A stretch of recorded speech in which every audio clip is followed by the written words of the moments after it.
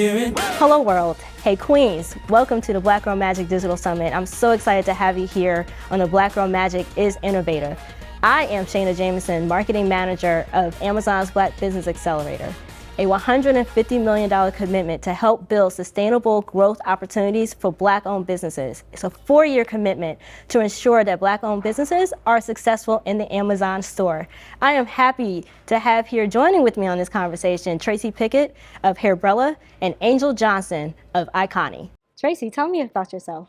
Well, my name is Tracy Pickett. I am a native of Atlanta, Georgia, and a graduate of Spelman College and UGA Law. And while I'm a lawyer by trade, I've always been passionate about entrepreneurship, and I was super inspired by Sara Blakely's story. I felt like to come up with a product idea and then launch it and solve a problem for millions of women potentially was a dream of mine. And so I launched Hairbrella back in 2016. It is a rain hat that basically solves the problem of women running around with bags on their heads, right, when it rains. And from there, we launched that. We've expanded to other innovative and elevated hair coverings, including sleep caps, scrub caps. And we're really excited about just the empowering women to basically conquer their day without having to worry about the weather. So that's Hairbrella. Okay, awesome, awesome. Ms. Johnson, come on, tell us the story. My name is Angel Johnson. I'm from Charleston, South Carolina. I went to the Citadel, the military college of South Carolina, and then immediately after that, I was in the Air Force for 8 years. I actually started my business Iconi while in the Air Force. Iconi is a motivational and inclusive activewear line that donates 10% of our profits to help nonprofit organizations in the Denver metro area. Awesome, awesome. So we're going to start our panel with a great question that I think would be very helpful for everyone who is watching us today. So Angel and Tracy, share how you got started and what keeps you going. So I got started because of a super embarrassing moment. I was in a military gym, which is super male dominated. I was squatting and one of my best guy friends came up to me and said, "Hey, I don't know what type of leggings those are, but I can see everything." So I thought to myself, oh no, like I am this captain in the Air Force and everyone just saw everything I got going on in the gym. So that's what started Iconi for me.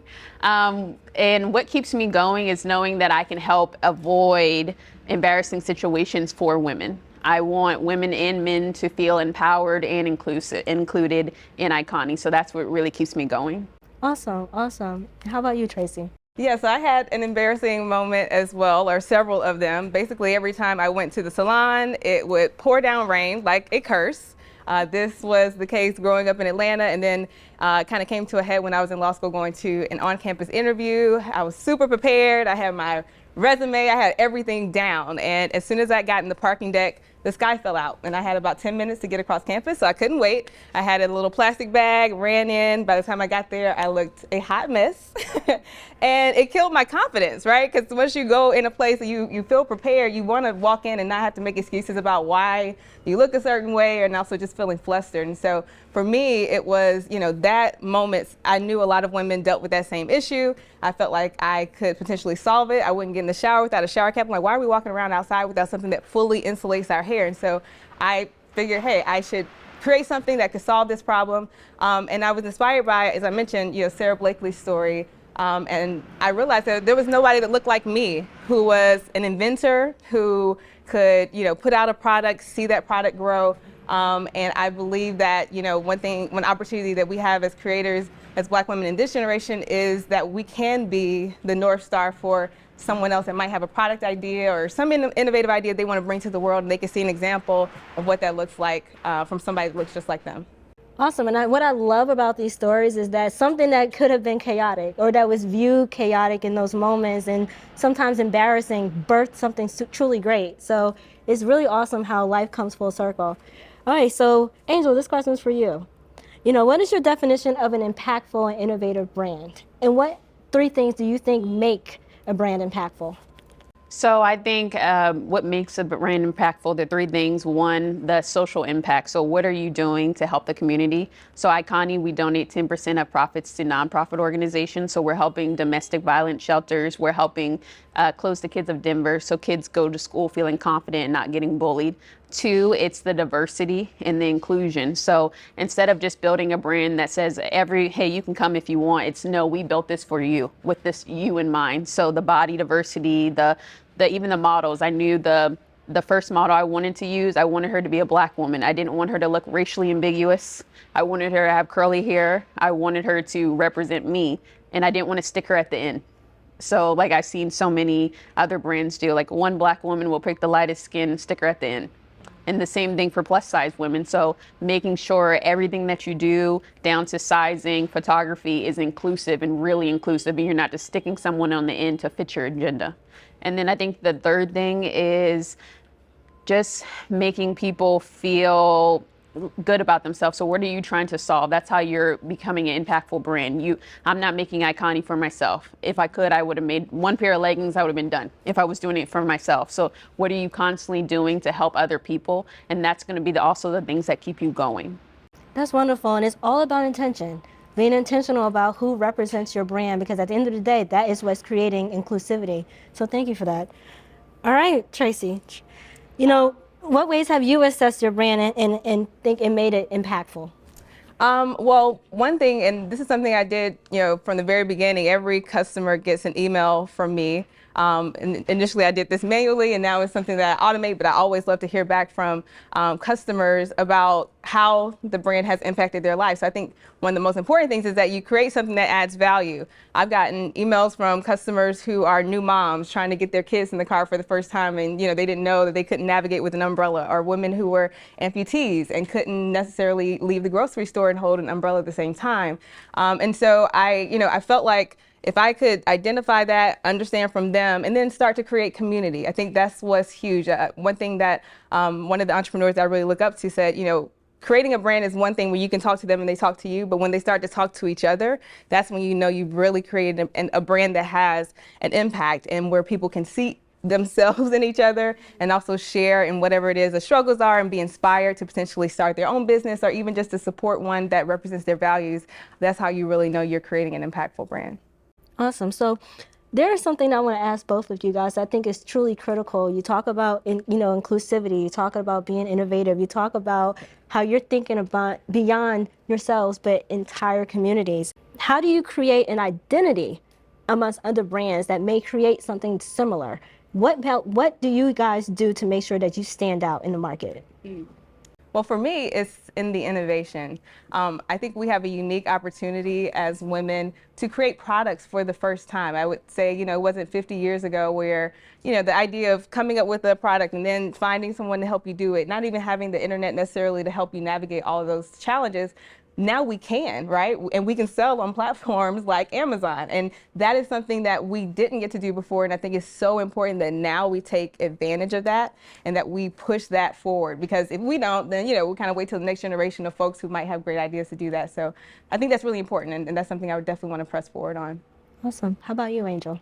I think the way you create your brand story, it really goes a long way. So what is your brand going to stand for? So Iconi, it's motivational, inclusive, and purposeful. So everything I do has to be motivational, inclusive, and purposeful. And so that's the way I distinguish my brand from others and keeping that. So whatever your brand values are, you need to stick to those. So don't try to just chase the money and chase more people. Stick to your brand values along the way, and they'll carry you far. Absolutely. That's the North Star, because when you stick to your core and your North Star and your purpose, it will take you so many places.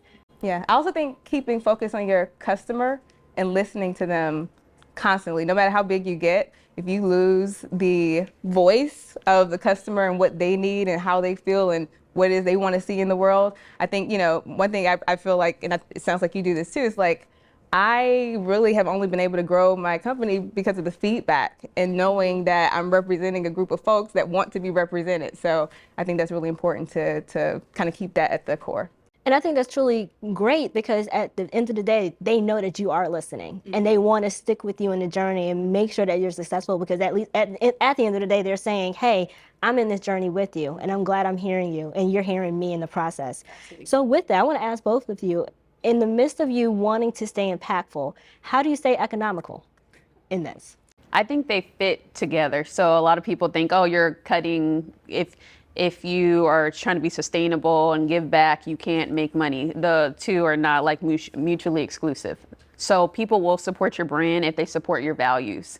And so people want sustainability. People want to know that they're helping support other people. People want to feel included. So you're not missing any money that was for you. And so I think you have to keep that along the way. Again, if you chase the money, you lose your brand values and you're going to lose what makes your brand what it is. Yeah. I haven't figured that out yet. I believe that building a brand is really expensive. I've been fortunate to have 2 VC funds, the Fearless Fund and Collab Capital, to invest in Hairbrella. And all the programs, of course, Amazon BBA have been really helpful. I'm not sure that I would be able to build a brand that really has that kind of reach without those resources. And so I think it's, a thing to play. You want to figure out how you can stay economical. You want to make sure you can stay in business, because there are lots of things and challenges that come up that could threaten that. But I think, just every step of the way, figuring out what's going to be the most impactful for us has been new product development. That's really what helped us grow. That's how we've been able to sell more things to the same customers, right? Instead of spending so much marketing to go out and get new ones. And then, you just grow organically from there. But that's something I think is a challenge. And I think it's also why programs like what you guys are doing are so important to brands like Hairbrella, because it really is the way that we're able to continue to grow and impact others. Wonderful. Wonderful. So there's something that I think is super critical. And we all know marketing is critical to a brand, to a business. And so through Amazon's Black Business Accelerator, how has marketing wins been impactful to you, especially in those moments where you may have had challenges in your sales? How has those resources and the visibility through our program helped you? Well, it's been huge for us. One of the biggest challenges with a new product is nobody knows who you are. No one, I remember the search volume for a rain hat was only a couple thousand back when I started. People didn't even know to look for it, right? And so at the point that you have a platform like Amazon that has millions of customers that are solving problems for themselves with everyday products, and then you can appear in front of them. That's the biggest win you can have. And so through the program, they've really taught us how to find our customer, how to understand what they need, even understand where we can refine our price point so that we can really meet the need and also kind of fit into the market. Those were things that we weren't really aware of. And if you're not in retail, or you're not necessarily an expert in those things, Amazon kind of allows you to figure that out for your business as you grow it. So I've learned way more than I ever thought I would about digital marketing, about keywords and how to leverage that. But with those types of resources, we've been able to do that not only in the U.S., but we're now learning how to sell to customers in the UK and Canada as well. And if it were for Amazon, I don't know that we'd even be thinking about growing to those markets. So it's been really, really, really helpful. Yeah, for Iconi, our account managers really helped us optimize our listings, and then just the partnership with Amazon. So Amazon featured us in Behind the Storefront. So they came to my apartment office and just made this whole video for me on me in a day. So it's really helping the storytelling aspect. And then just Amazon with this event right here, like getting the Black Business Accelerator in particular, getting us Black sellers out in front of the media and letting people know our story. Because I think, as we were talking over dinner last night, as a Black woman, we tend to be too humble when it comes to business, and our counterparts aren't like that. Our counterparts are walking in the room knowing that they only have 5 minutes and pitching themselves and not feeling like they need to be humble. It's like, no, we were talking, it's time for us to take what's ours and make sure we're getting out there and telling our story and selling our product. And that's what I love about hearing these stories, because at the end of the day, our purpose at Amazon's Black Business Accelerator is making sure that we are supporting Black-owned businesses, and that most importantly, boss women like Tracy and Angel, and ensuring that they have the wings, essentially, to soar in their business. So we're about to wrap up this conversation, so I have one last question for the two of you. As someone who is watching this content and they're saying, I want to be like Tracy and Angel, what strategies and tips do you have and that you want to share with the world through Black Girl Magic and Amazon's Black Business Accelerator to empower them to say, you know what, I can do this. This can be me. What strategies and tips do you have? I'm gonna say, one, apply for everything. So if there's a grant, there's an accelerator program, you need it, so apply for it. And even if you don't get these grants and are not maybe accepted into these accelerator programs, you're making valuable connections. 2, know who your brand is and who you are, and don't try to constantly change and perfect your storytelling. And I would say 3, network. That's something I've been learning. It's very hard for me. I'm an introvert, so I only want to speak like 100 words a day. So really just making sure you're getting out and networking and knowing everyone. And those are the valuable tips, I think. Yeah, so for me, read, consume every book you can on building a business, learning about the different life cycles of a business, how that works has been huge for me. Focus on sales.